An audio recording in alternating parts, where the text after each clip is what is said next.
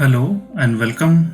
Kubernetes के इस part में हम देखेंगे कि हम सर्विसेज में क्लस्टर आईपी कैसे यूज़ करते हैं। क्लस्टर आईपी का मतलब ये है कि आप अपने एप्लीकेशन को क्लस्टर्स के अंदर ही यूज़ कर सकते हो, क्लस्टर के अंदर से ही उसको एक्सेस कर सकते हो, ठीक है। और इसके बाद में हम देखेंगे कि हम नोड पोर्ट कैसे यूज़ करते हैं। नोड पोर्ट बेसिकली हम अपने नोड के बाहर से उसको एक्सेस कर सकते हैं विद पोर्ट नंबर लगा करके, ठीक है। तो पहले हम क्लस्टर आईपी देखते हैं, उसकी डेफिनेशन कैसे लिखते हैं। उसकी डेफिनेशन लिखने से पहले आपको क्या कमांड रन करना होगा वो देख लेते हैं। और इसके बाद सर्विस, और यहाँ पे आपको बताना है रिकर्सिव।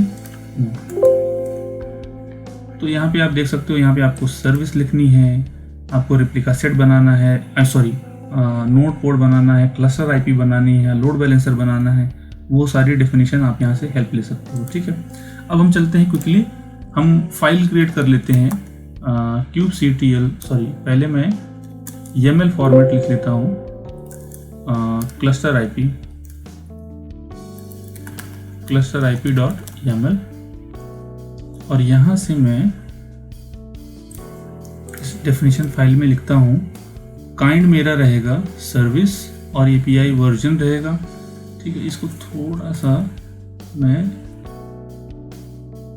करेक्ट कर देता हूँ।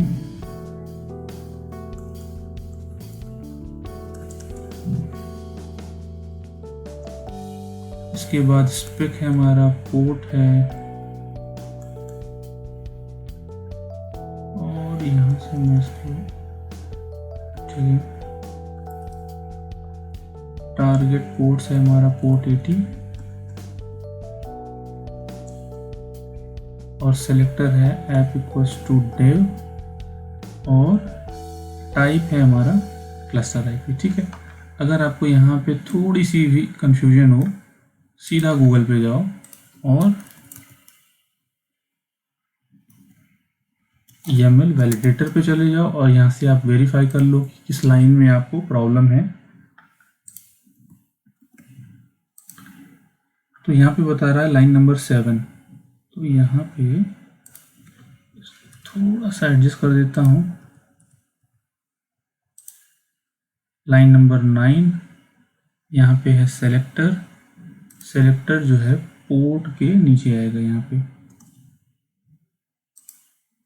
तो यहाँ पे लाइन नंबर 11, और ये भी थोड़ा सा एडजस्ट करना है। ओके, यहाँ से हमारी फाइल रेडी है। अब आते हैं हम अपने डेफिनेशन फाइल में, सबको डिलीट कर देते हैं और इंसर्ट मोड में जाके यहाँ से फिर से पेस्ट कर देंगे, ठीक है। अब ये काम कैसे करता है, जब हमारी डिप्लॉयमेंट्स यहाँ पे चल रही थी, मैं यहाँ पे आपको पेंट से थोड़ा सा एक्सप्लेन कर देता हूँ।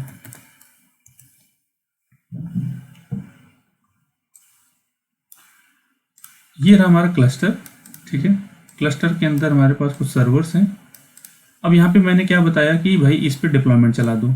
डिप्लॉयमेंट तो चल गया, साथ ही साथ रेप्लिका सेट भी चलेगा, और इसके ऊपर आती है हमारी सर्विस।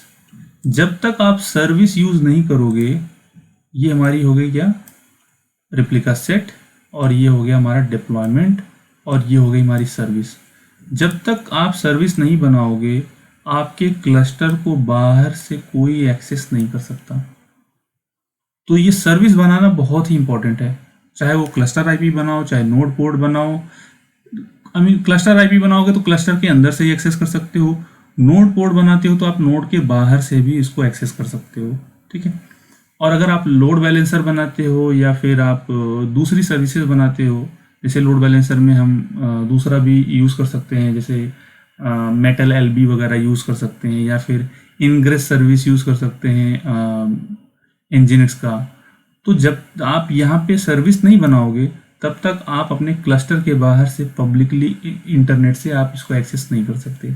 तो ये बेसिक डिफरेंस है कि आपको ये बेसिक नॉलेज है कि आपको सर्विस बनानी ही बनानी है अगर आपको अपनी सर्विस को एक्सपोज करना है, ठीक है। तो यहाँ पे हमारे पास क्लस्टर IP.yaml आ गई है फाइल। कमांड है kubectl create -f cluster IP create हो गई। तो यहाँ पे जो मैंने क्लस्टर आईपी पे नाम दिया है ये बहुत ही इंपॉर्टेंट है।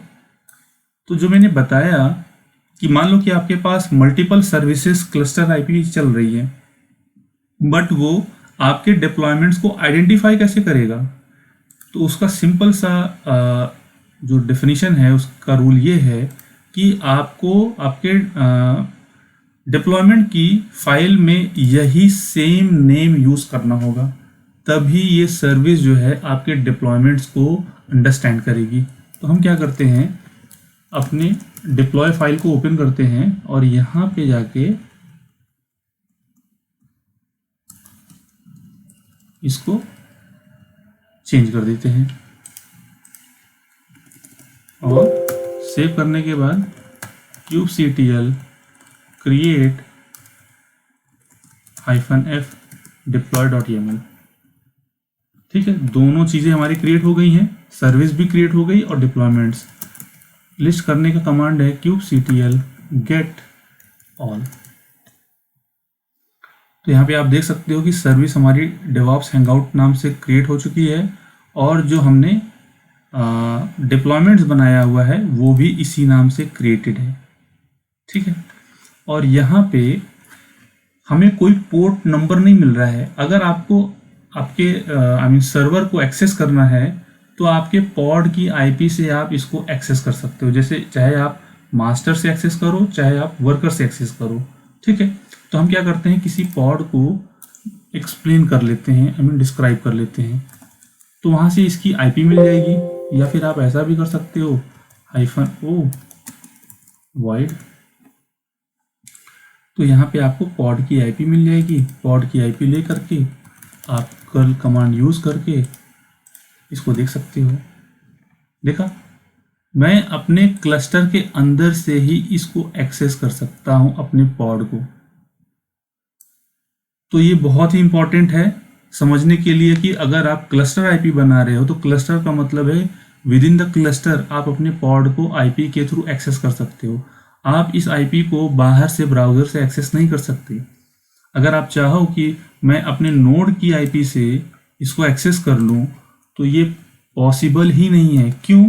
क्योंकि आपको कोई एक्सटर्नल पोर्ट वगैरह मिला ही नहीं है। आप यहाँ पे पूरी डेफिनेशन फाइल देखोगे, मान लो ये आपकी सर्विस है, ये आपका क्लस्टर आईपी है, तो यहाँ पे आपको एक्सटर्नल आईपी तो मिली नहीं है और पोर्ट भी नहीं मिला हुआ है।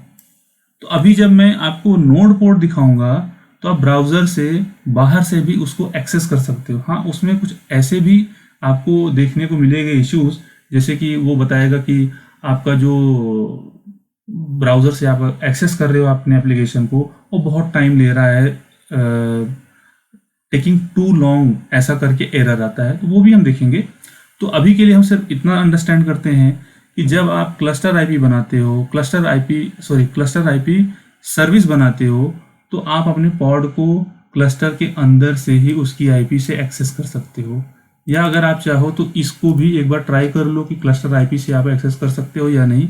तो ये सर्विस है हमारे क्लस्टर की, उसकी आईपी ले ली मैंने और